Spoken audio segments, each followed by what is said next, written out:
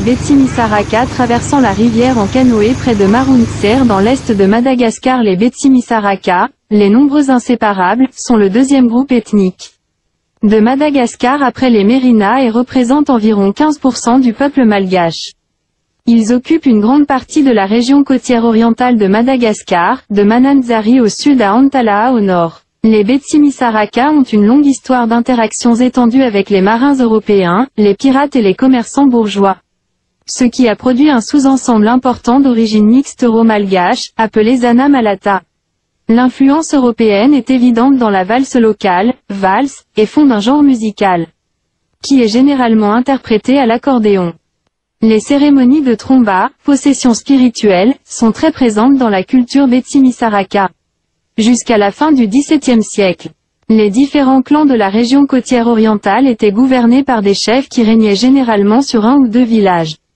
Un pirate Zana Malata nommé Ratsimilao a émergé pour unir ses clans sous son règne en 1710. Son règne a duré 50 ans et a établi un sentiment d'identité commune et de stabilité dans tout le royaume. Mais ses successeurs affaiblissent peu à peu cette union. La vulnérabilité vulnérable à l'influence et à la présence croissante des colons européens et notamment français, marchands d'esclaves, missionnaires et marchands. Le royaume fracturé de Betsimisaraka fut facilement colonisé en 1817 par Radama Ier, roi d'Imerina qui régna depuis sa capitale à Antananarivo dans les hauts plateaux du centre.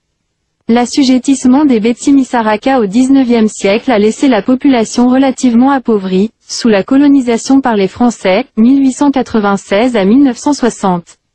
Un effort ciblé a été fait pour renforcer l'accès à l'éducation et à l'emploi rémunéré dans les plantations françaises. La production d'anciennes cultures de plantation comme la vanille, l'ilan-ilan, l'huile de noix de coco et le café restent la principale activité économique de la région au-delà de l'agriculture de subsistance et de la pêche. Bien que l'exploitation minière soit également une source de revenus. Culturellement, les Betsimisaraka peuvent être divisés en sous-groupes nord et sud. De nombreux éléments de la culture sont communs aux deux groupes, notamment le respect des ancêtres, la possession par l'esprit, le sacrifice rituel du zébu et une structure sociale patriarcale. Les groupes se distinguent par des sous-dialectes linguistiques et divers fadis, tabous, ainsi que certaines pratiques funéraires et autres coutumes. Les Betsimisaraka pratiquent le Famadiyana, réenterrement, et le Sambatra, circoncision, et croient en la sorcellerie et à un large éventail de forces surnaturelles. De nombreux tabous et contes folkloriques tournent autour des lémuriens et des crocodiles, tous deux communs sur tout le territoire Betsimisaraka.